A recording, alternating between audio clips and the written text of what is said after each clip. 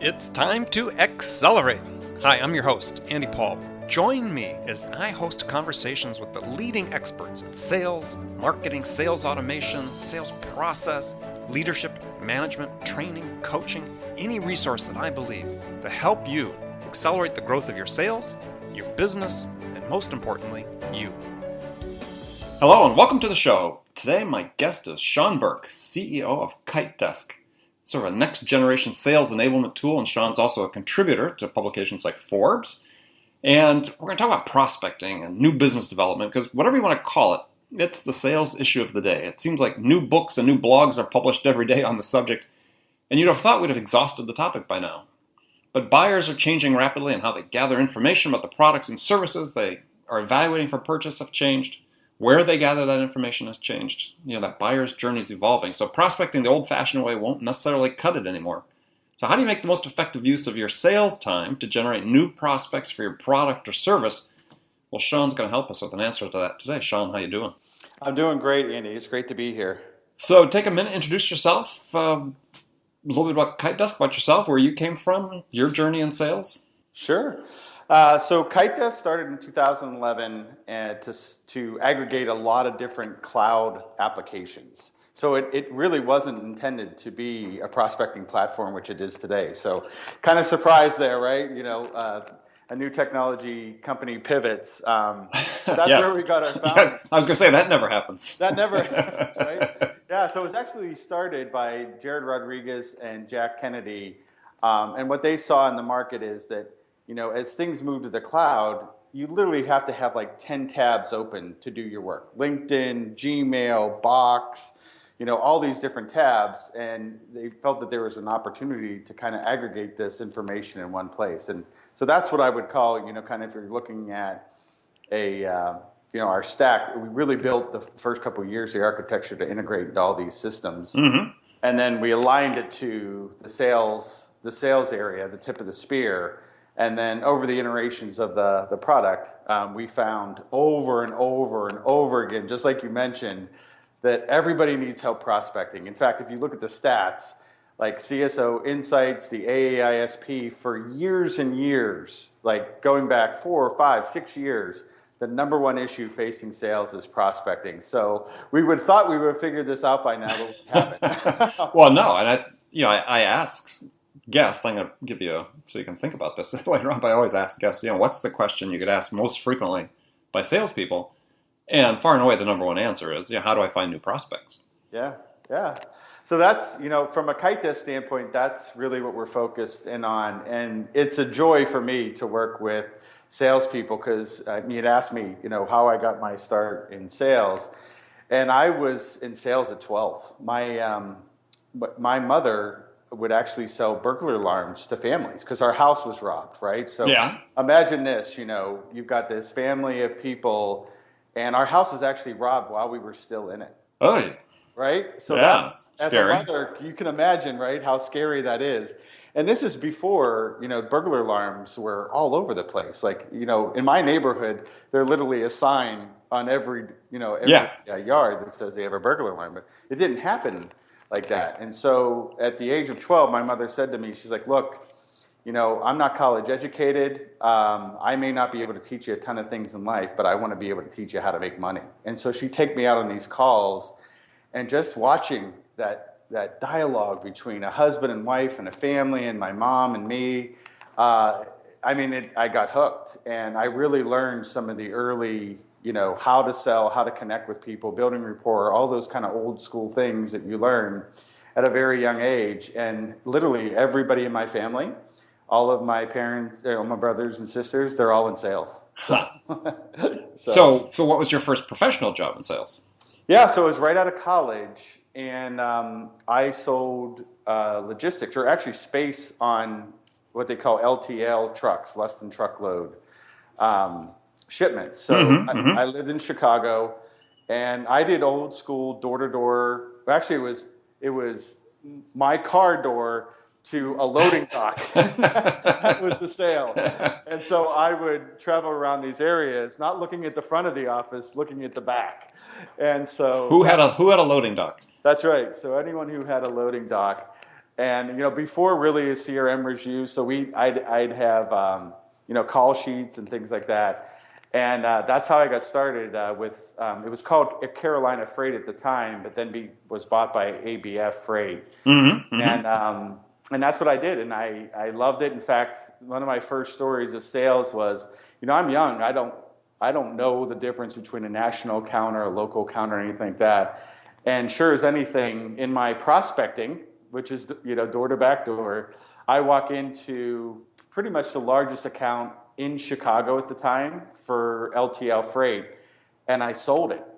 And I'll never forget what happened after that.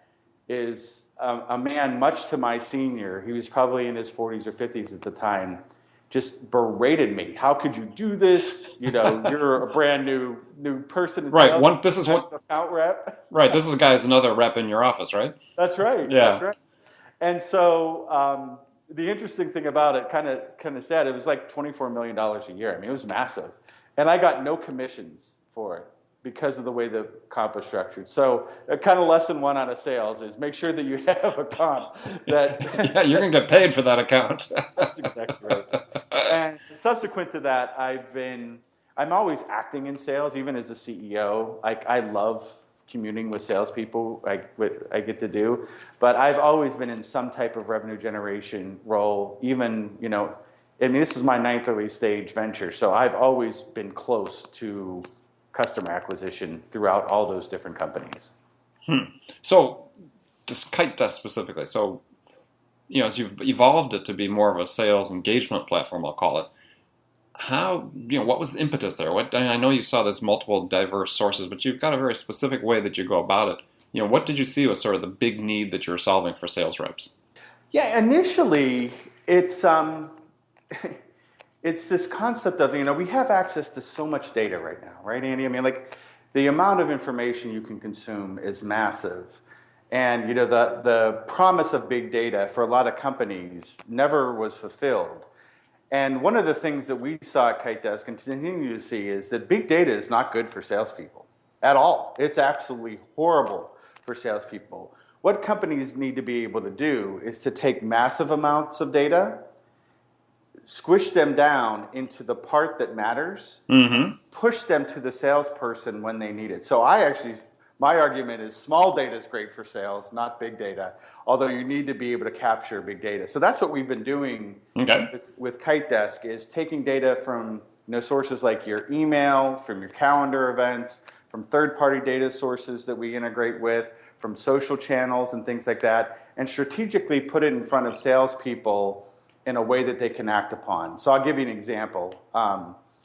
Before this interview, I could go look up on your website, find you, highlight your name, right-click on it, and pull up information on you in KiteDesk. I could pull up the emails we share with each other, all the communication, your LinkedIn profile, all your social profile information, who we know and how we know each other. So instead of me taking 10 minutes to prepare for a call, one click, and you and I, I'm prepared to have a conversation with you. So that's where we're at now, but where we're kind of moving to now is there's really never been a prospecting platform that sits in between marketing automation, which helps people raise their hand, right? Right. And then a CRM, which is all about, pipeline management, opportunity management, and reporting. I mean, there's 50,000 people or 50,000 roles on Indeed.com right now that are prospecting roles. There's 50,000 jobs open in the U.S. right now for people that are just prospecting. And none of the tools are built to solve that prospecting problem. And so that's where we're putting all our time and energy into, is building out just an unbelievably useful and pleasurable tool for prospecting. Because I think, you and I could agree on this is, nobody walks in the door in the morning thinking like, oh great, I get to make a phone call today. Or I get to go out and call on a bunch of loading docks. That's right. Exactly. I mean, I was like you. I started my career going door to door in business parks and making 40, 50 calls a day. Sure, yeah. And you had to do the call reports, turn them in. Oh, if we didn't turn the call reports in, we didn't get our expense reports paid. So that's right. Every week we had to have those call sheets in. Yep. And also, by doing it weekly, they also made sure that there wasn't too much fiction involved in them. Correct. That's right. So yeah, so are you seeing, no, for KiteDesk, is KiteDesk primarily for inside sales or hybrid sales or any salesperson? Most of it's inside, even outside guys do most of the time inside. But what's sort of the ideal customer profile for the product? Yeah, it's really the outbound prospector. So Okay. the SDR, the BDR, the inside salesperson. We've incorporated a lot of social into the platform as well. So if you think about it, the channels you use to sell now are extremely diverse. Mm-hmm. You started with the phone, or as you and I did, the car, and walking in door to door. But now you've got Twitter, you've got Facebook, you've got LinkedIn, you've got text, you've got the telephone, email, all these things, and a balanced approach to prospecting is kind of required now. And we're actually starting to see. It's interesting. If you think about a target, like if you look at the top of I'm going to go try to prospect to Andy, right? Mm-hmm. One of the things that we're seeing is there's two paths that you can go down. The first path, or the first thing you want to do is try to find an introduction to you, right? That's the holy grail. If you're not able to find an introduction, then one path you can go down is the traditional path. So Andy, if you're not on social, I'm not coming at you over social. I can't find you, right? Right. So I'm going to go down the traditional path of phone, email, things like that. However, if you are on social, I have a completely different workflow that I'm going to use to contact you based on the fact that you're on social. And so that diversion is really interesting for a salesperson to quickly identify which path I need to go on and then follow that flow, that sales flow that you're going to do all the way through the steps till they actually raise their hand and you're starting the sales process with them. Right. Yep. So top of the funnel activity Yep. is really what this is focused on. And so how does a company know that they need this type of tool, right? I mean, it may seem evident somehow that everybody needs help, right? Everybody can use the technology to do something better, but why KiteDesk as opposed to something else? I mean, how does a CEO or sales leader say, we really need something? Because I know a lot of them default to saying, look, we've got the CRM system. This must do everything we need, right? We're paying all this money to Salesforce or whatever. But there's a hole. How do they know that hole exists? Yeah, they don't. I mean, for the most part, some people do. The people that are doing the work, it's interesting. The SDRs and the BDRs and the people that are doing the outbound prospecting inherently know that there's a better way because they have all these struggles. Like, just think, one case point is, imagine how difficult it is for someone to find you on LinkedIn and start to sell to you. Like, how do you get you into the CRM? How do you start calling you? How do you do? Just think about how much time is spent doing manual tasks to try to, find this prospect, get data on them, and start to work them. So. Mm-hmm. But the sales leaders don't necessarily see that because they're not doing the work. So part of what we have to do is educate them. So one case in point, here's an example. If you think about a lead in a CRM right now, mm-hmm. If I was looking, and I'm a visual person, so just imagine me with my two hands up to my eyes right now, Andy. Yeah. When I look at you, all I see is you, right? When you come into my CRM, it's your name, your company name, but there could be 10 other people that are also in the CRM related to you. Now, if you're in the contact or account level or something like that, I can see everybody, but as a lead, someone that I'm going to prospect to, all I see is you. Right. Well, we know that that's not how you sell anymore. I mean, we know through the challenger sale and now the challenger customer and all the research that's done that there's typically, 3 to 5 to 7 people that are involved in the buying process. There's no prospecting tool out there, or none of the CRMs were built to actually show a buying team. The concept doesn't exist. And the interrelationships between those buying teams, like who's calling Joe, who's calling Susie, what's been done with John. And so that whole idea of just the buying team is a foreign concept in the CRM. And when you start, and that's just one case, there's many, many more. Like the other case I told you about of which path you go down, the traditional path or the social path. Mm-hmm. This whole evolution, these tools were just not built for it. And so when you start explaining it to them, and also realize that a prospecting tool, you can actually save the money in your CRM. So you don't have to have a CRM seat. So I can save that $100 to $125 per month in the CRM and just focus my SDRs and BDRs on prospecting. And then when they're done, all that data will flow into the CRM to the salesperson who's actually going to go close it. So for them, it's like, wait a minute, I can save money. It's now built for just that specific role. It does that specific thing. And it's better than any other alternative they have. It makes a lot of sense. But they're not there yet because they don't, for the most part, people don't know that this type of stuff exists today. Well, I think it's a point to really make clear. So what you're saying is that you could have your business development reps or your sales development reps, whatever you call them, who are making the outbound phone calls that are gathering this information, tracking the potential prospects' social footprints, and making a decision about the best way to engage with them to start that conversation. And they don't need to involve the CRM at all at that point. It's actually better. So think about this. All those junk leads that are in the CRM that have been sitting in there for 10 years? You can actually push that right into our platform and have the BDRs flush those out. It's almost like a cleansing process, right? Yeah. Let's put them all through. Let's run them through this. And whatever's good will go back into the pipeline. Whatever's not good will go into a work later queue or a dead queue, or you can push that back into your marketing automation. So, it's easier to do visually, but there's a whole lot of things that are going on. And, the other thing we hear from our clients is it's like, I've got duplicates everywhere. Well, of course, if you've got your people prospecting, your people selling in the same system, you're naturally going to have overlap. And most of these systems can't differentiate between a contact and a lead. So I could be in someone's CRM literally 5 to 10 times, and the entire team wouldn't know that. Right. So yeah, it's really interesting once people start to understand what is possible, how their view of it changes. Yeah, well, I think it's also important, and one of the key messages here is for people listening that are sales leaders and business owners and so on, is that CRM is an important tool, but it's not necessarily a sales tool, right? I mean, it's a database that's important to have. You need to be able to track. You manage your pipeline through it. But in terms of a tool that helps you engage in conversation with your prospects and walk through their buyer's journey, not necessarily a sales tool in that regard. Yeah, it's actually, I talk sometimes in little extremes, but that's just my personality. I'm Irish, right?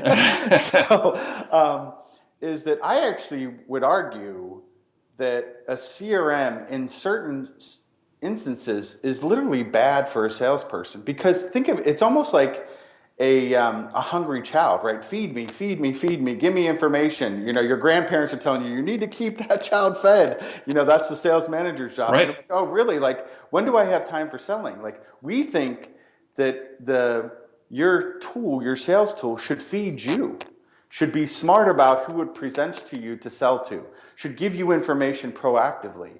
I mean, really, the idea of spending a bunch of time doing research, feeding a CRM, I think those days can be in our rear view with the access of all this information, this interconnectivity. So, yeah, we're trying to flip that switch where a salesperson literally can plug in and get, just start working right out of the gate. It's right. Pre-populated and they're going. Yeah. Yeah, very cool. Very cool. Okay, well, I'm going to pose a hypothetical scenario for you before we go to a break here. Sure. And I'll get your answer after the break. And it's a question I ask every one of my guests. So, you're a new sales manager. You've been hired into a company whose sales have stagnated, and they need a sales turnaround. And upper management really have a highly developed sense of urgency that something happened quickly. So what 2 things would you do your first week on the job that could have the biggest impact? So we'll get your answer after the break, give you a chance to think about it. Okay. I'm Andy Paul here with Sean Burke, CEO of KiteDesk. We'll be right back. Attention, sales leaders. Would you like to give your sales team the tools to drive more quality connects, scale their outreach, and spend more time selling? Well, you can with LiveHive.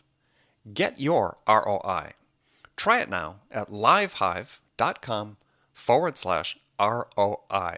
That's LiveHive, LiveHive.com/ROI.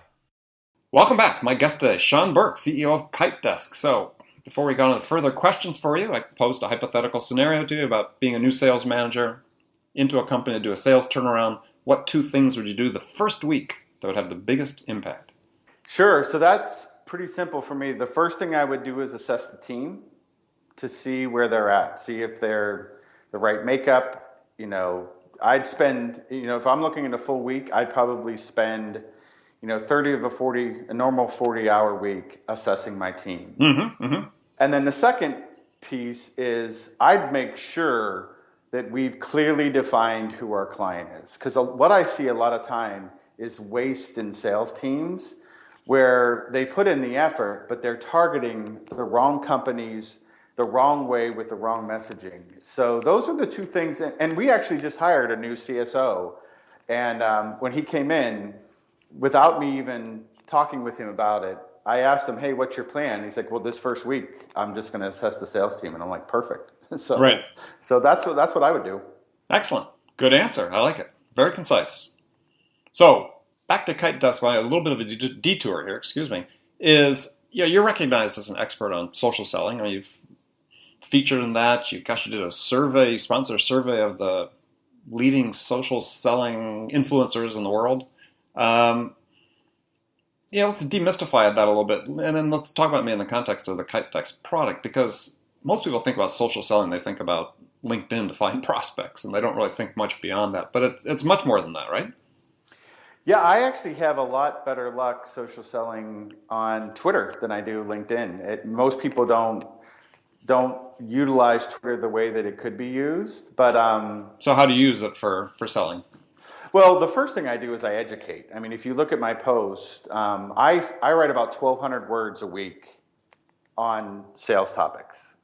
So my role as a CEO, I've always committed around 1,000 to 1,500 words per week, just feeding the market, giving content to them. Mm-hmm, and what I get back is a relationship. I get people who ask me questions, who want to solve a problem, who have a problem, who see me as someone that I don't try to sell them. Like, I try to help them solve a problem.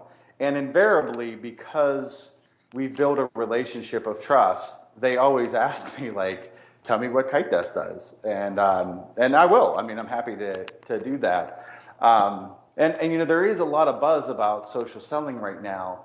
And I think the thing that gets missed in all of this is that I think people put too much weight on the term versus what it really is. It's really a channel. It's just like a telephone call, an email, it's a distribution method. And I know there's two sides of this, and I actually watch it. I mean, if you pay attention to it, there's people who think that it's a panacea. There's other people who, I mean, there's even arguments about it. Oh yeah, there's people who think it's Satan's invention, if you will. Yeah. But for me, I don't cold call. I just be honest. There's not very many CEOs who pick up the phone and call people cold. There probably are a few. I will do some email, but I really like to start a relationship with somebody on social because it's a little bit more trusting. And like on Twitter, you can get into a relationship faster. Like, you don't have to send an email or ask them to invite. You can just follow someone and really learn a ton about them. Mm-hmm. And in our research, it was actually funny. There was a lot of controversy in our research because we were the first company, I believe, along with Jim Keenan. We wrote it with, and I think Jim's been on your podcast, yes, right? Yes. Yeah. So we worked with Jim. Jim did the first study with Barb Giamanco on the usage of social media in selling. And the interesting thing in our report that got all the buzz was that Twitter outranked LinkedIn in terms of usage from salespeople. Now, most people got up in arms and says, no way, I use LinkedIn a lot. But that wasn't the question. If you think about the question, it's usage. So I tweet probably 10, 15 times a day. Whereas I'm on LinkedIn, my activity level is a lot lower. So I think a lot of people didn't make that connection. But the people that are using social to sell are much more active on Twitter than they are on LinkedIn in a public way. Mm-hmm. Like, you're not going to send, 10 LinkedIn updates. I mean, anybody who's on your feed is going to be annoyed. It's like, okay, I'm going to not like Sean anymore, or I'm right. not going to. So, but yeah, I mean, I think Everyone's just saying now that it's just a part of selling, and it really is. I mean, once you determine if someone is a traditional route or their social route, you're going to just need to follow that path and meet them where they want to be met.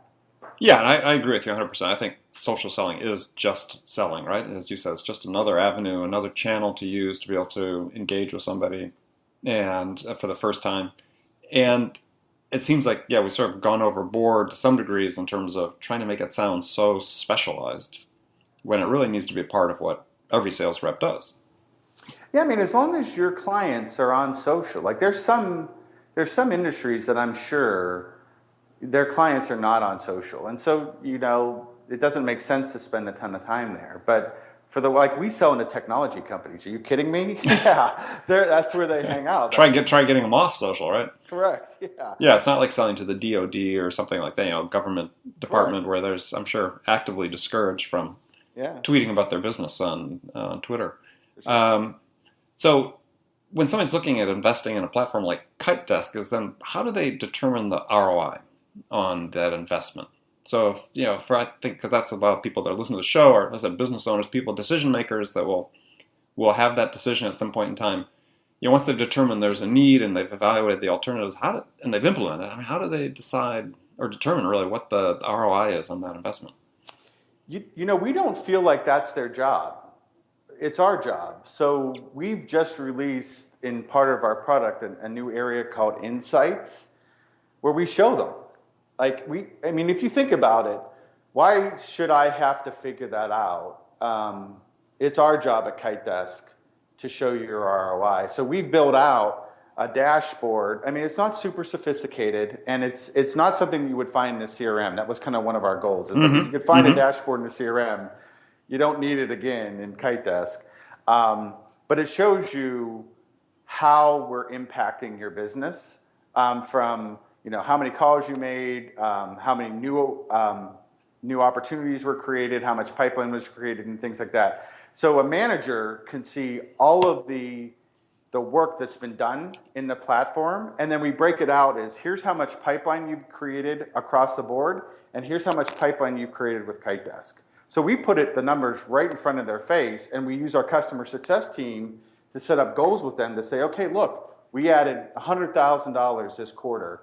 What's our goal for next quarter? Because that's our mission. If you look at our website, our mission is to take data and use it to drive results in our company. So when we make product development decisions, we focus on the results. What can we show them without them having to ask that just makes it we got it. We don't even have to think about the results. Every single day we can get information presented to us on the results that KiteDesk delivers.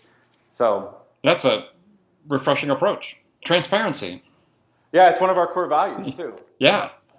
Well, I mean, it's very unusual these days, especially on the product side, is to have that. Well, good. So I have some rapid fire questions for you now. It's the last segment of the show. I always ask my guests some rapid fire questions. You can give me a one-word answer if you want, or you can elaborate. Just depends on what moves you, and we'll go for it. Ready? Okay. So, first one. What's the most powerful sales tool in your arsenal? My mind. Name one tool. Now, this may be the wrong question to ask you, but name one tool you use for your own sales management that you can't live without. For me, personally? Yes, you personally. So, yeah, I won't say the obvious. Which would be that's why I paused. Yeah, I'd say Twitter. Okay. Who's your sales role model? Wow. My sales role model. It'd have to be my mom. Very good. What's the one book every salesperson should read? I'll tell you the one that comes first to mind, but it's not about sales. That's fine. But if you're smart, you'll see it. There's a book called Blue Ocean Strategy that talks. Okay, I think that's a great book because it teaches you how to put yourself in a situation where the competition becomes irrelevant. And if you're a salesperson, that's where you want to be. So that's the one that comes top to mind for me. Okay, Blue Ocean Strategy. It's a good book. I've read it. Okay. Fit your favorite music to listen to psych yourself up for an important sales call. I listen to them every day now. They're a small band, I think, out of San Francisco called the Orwells. So they're like 19 years old. So the Orwells. Okay, that's a new one for me. I'm going to put that on my list here. They're not super popular. Well, hey, I always like to discover new acts. So, what's the first sales activity you do every day? Unfortunately, it's answer emails. Yeah, people always sort of qualify that with unfortunately, because I know there's lots of people say, oh, don't start your day with email. They do. That's why I said it that way. Well, yeah. I know, but from my point of view, is if you're getting an email, I mean, not all of them, obviously, but in there, it's going to be something from a customer that wants something from you. That should be first priority. Last question for you. What's the one question you get asked most frequently by salespeople?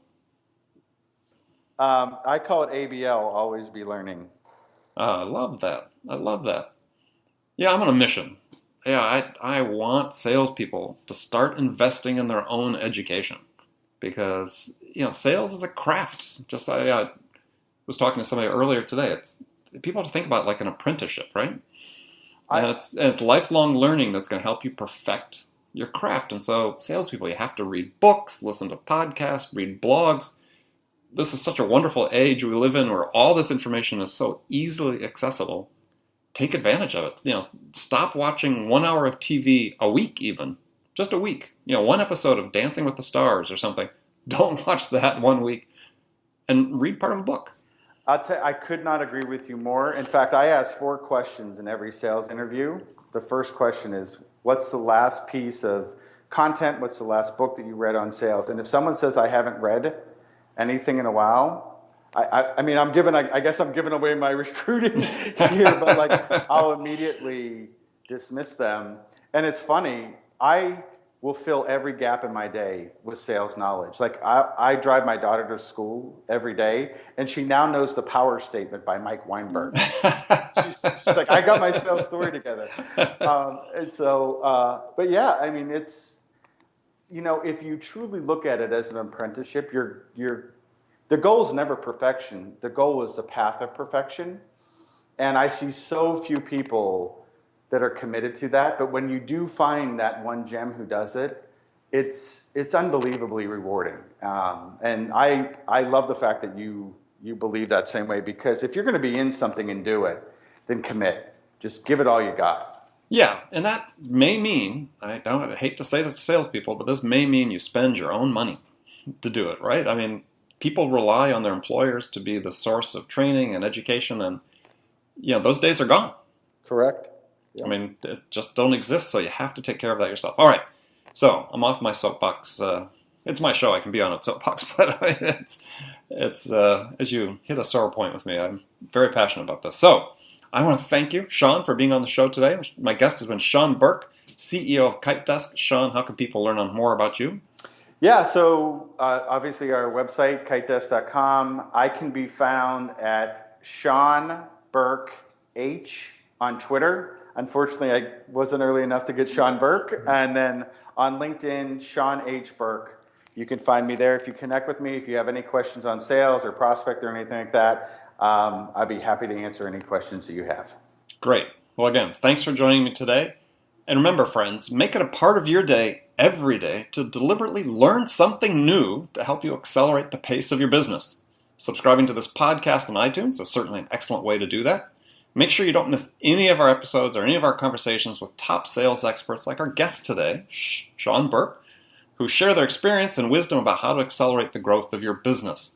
Thanks for joining us, and until next time, this is Andy Paul. Good selling, everyone. Thanks for listening to the show. If you like what you heard and want to make sure you don't miss any upcoming episodes, please subscribe to this podcast on iTunes or Stitcher.com. For more information about today's guest, visit my website at andypaul.com. Hi, this is Andy. I have a special offer for loyal listeners of Accelerate. It's a no-obligation free trial of my zero-time selling interactive online training. Now, I've worked with thousands of sales reps to teach them how to use my zero-time selling to boost their productivity and transform the results. And so if you want to learn the same proven strategies to help you open more doors, have more effective sales conversations with prospects, and close more orders, then my zero-time selling interactive training system is a fit for you. It's incredibly simple to start. Just take out your smartphone and text the word TRUST, that's T-R-U-S-T, to 96,000. Now, do you have your phone ready? Send a text to 96000. That's a 9 and a 6 followed by 3 zeros. Now enter the single word message trust, and hit send, and you hear right back from me with instructions on how to sign up for your free trial on my Zero Time Selling interactive training. I look forward to seeing you there.